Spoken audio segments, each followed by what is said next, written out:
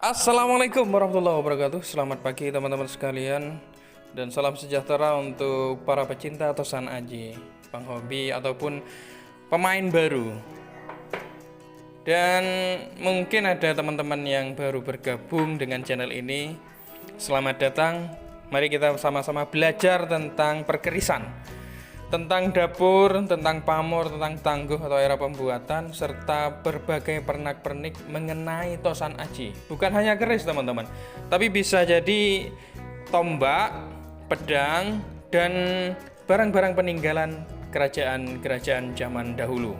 Entah itu Majapahit, Mataram, Pajang, Singosari, dan lain-lain. Ini adalah sebuah kekayaan bangsa kita. Ini adalah sebuah peninggalan yang patut kita lestarikan. Ada yang mengatakan bahwa besarnya negara ini, besarnya Nusantara ini adalah karena kita mencintai atau melestarikan sebuah budayanya. Teman-teman sekalian, kali ini saya akan membahas berapa keris, satu keris ya. Satu keris, dimana keris ini saya dapatkan dari kawan saya, dan keris ini cukup unik teman-teman. Menurut saya unik karena apa? Uniknya di sini pada pamornya nanti. Nah, kita bahas dulu bagian luarnya ya. Bagian luarnya dari keris ini warangka bergaya atau style dari Gayaman Surakarta, atau yang dikenal dengan sebutan Banjihan Surakarta. Kalau melihat dari sisi kayunya, maka kayunya ini termasuk kayu yang kuno, namun kayunya adalah kayu jati kuno teman-teman. Dan antara gandar dan pelokan ini tersambung. Bisa dikatakan bahwa kalau gandar dengan pelokan ini menyambung, itu dikatakan sebuah warangka iras, dan pembuatannya pun cukup sulit kalau seperti ini teman-teman. Pendok, bahwa pendok ini bergaya belewah. Belewah di sini ada cukitan ukiran di kanan dan kiri, serta di belakang ini ada tanda 1830. Ini merupakan tanda, mungkin ini adalah tanda dari pendoknya teman-teman, bukan dari kerisnya. Kalau kerisnya ini saya kira bukan buatan tahun abad 19 ya, tapi lebih lama dari pendoknya ini. Oke teman-teman sekalian, dari dadernya pun sama, Surakarta, dan pada mendaknya ini mendok kuno juga. Oke, mari kita buka pada wilahnya. Bismillahirrahmanirrahim. Oke teman-teman, tampak hitam kelam seperti ini. Jika melihat rancang bangun serta teksturnya, maka keris ini merupakan keris bertangguh Demak Bintoro. Dimensi panjang dari keris ini 30 cm, jadi tidak terlalu panjang ya, tidak terlalu melampaui seperti 36, 35, 37 tidak, tapi ini cukup 31 cm. Ya mungkin dulunya panjang sih, tapi karena sudah termakan oleh waktu, kemungkinan besar mengalami korosi pada sisi bilahnya sehingga tertampak lebih kecil. 31 cm. Teman-teman sekalian, melihat dari keris ini mempunyai ciri-ciri serta rancang bangun serta condong kepada keris tangguh atau era dari Demak Bintoro. Keris Demak sangat sedikit referensinya teman-teman. Jadi mengenai Demak ini sangat sedikit referensi.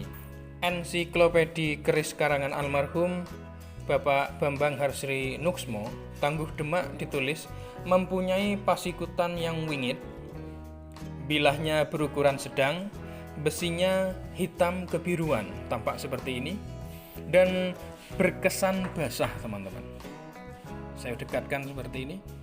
Pamornya tergolong kalem dan berkesan mengambang. Nah, seperti ini. Gonjonya tipis dengan sirah cecak pendek.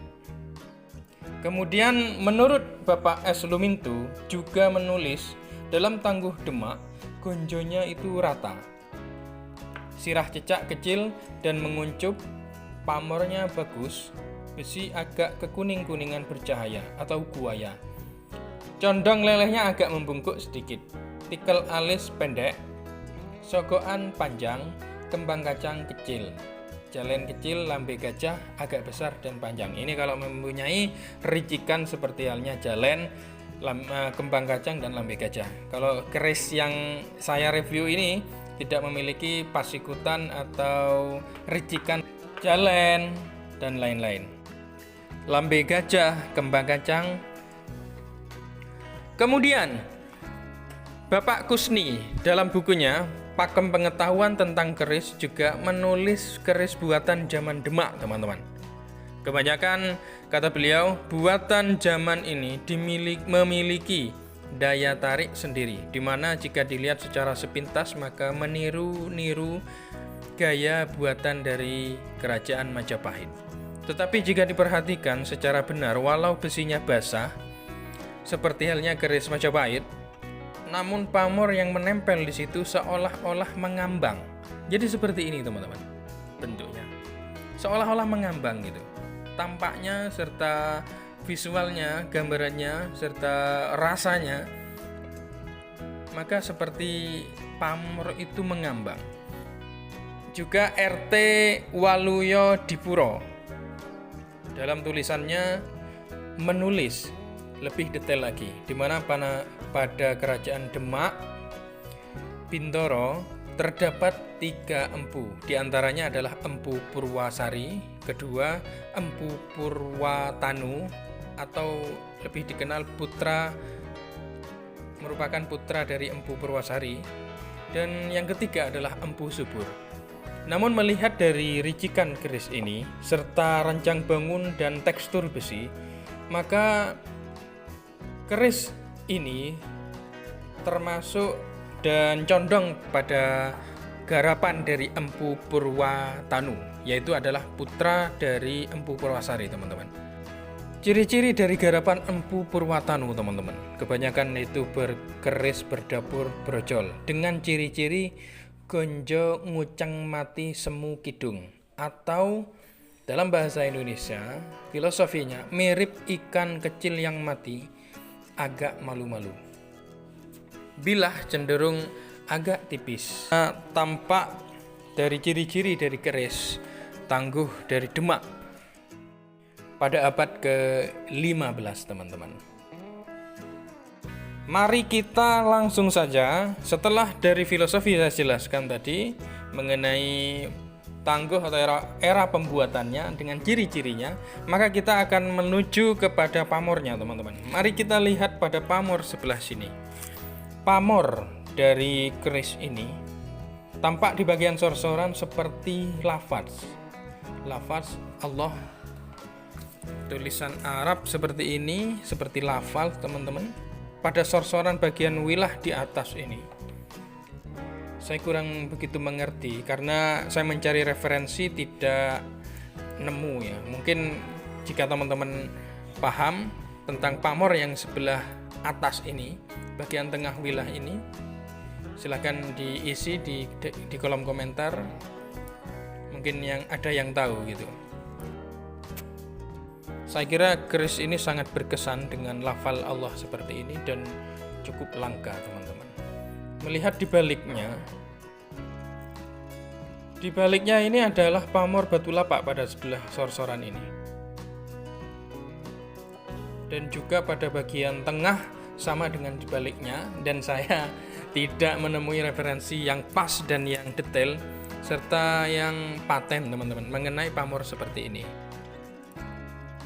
Pamor batu lapak merupakan pamor motif atau gambaran yang terdapat pada sebilah keris yang muncul akibat proses tempa lipat dari beberapa jenis logam berbeda, sehingga menimbulkan gradasi warna yang berbeda ketika diwarangi, teman-teman. Pamor adalah hiasan yang memperindah bilah keris ataupun tombak. Tapi selain memperindah bilah, pamor juga merupakan gambaran dan tuah yang ada pada tosan aji sebilah keris ini. Setiap bentuk motif pamor memiliki makna filosofi atau merupakan simbol dari tujuan tertentu, sehingga bentuk dari pamor pada keris ini seringkali mewakili tuahnya. yang merupakan harapan atau cita-cita pemiliknya. Pada lafal Allah ini dan juga pada batu lapak ini.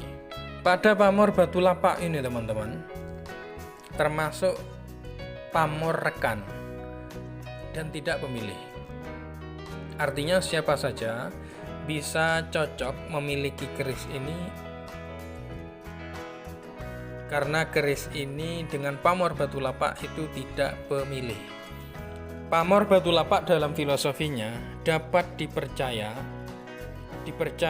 memiliki tuah atau singkir boyo, atau dalam bahasa Indonesia menangkal mara bahaya.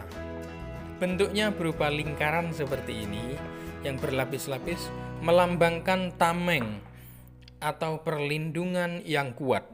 Selain itu, pamor batu lapak juga dipercaya dapat menambah atau memperkuat ilmu kesaktian pemiliknya. Makna dari batu lapak dengan lafal Allah ini bisa diartikan bertujuan mengharap kepada Allah Subhanahu wa taala untuk supaya diberikan keselamatan, diberikan kebahagiaan, dan dijauhkan serta diselamatkan dari mara bahaya. Begitulah kira-kira. Terima kasih teman-temanku sekalian, sahabat-sahabatku semuanya yang sudah menyimak. Semoga kita diberikan perlindungan oleh Allah Subhanahu wa taala dari mara bahaya. Diberikan perlindungan, diselamatkan dan dilindungi oleh Allah dari virus corona. Semoga cepat berlalu dan terima kasih. Wassalamualaikum warahmatullahi wabarakatuh. Salam budaya.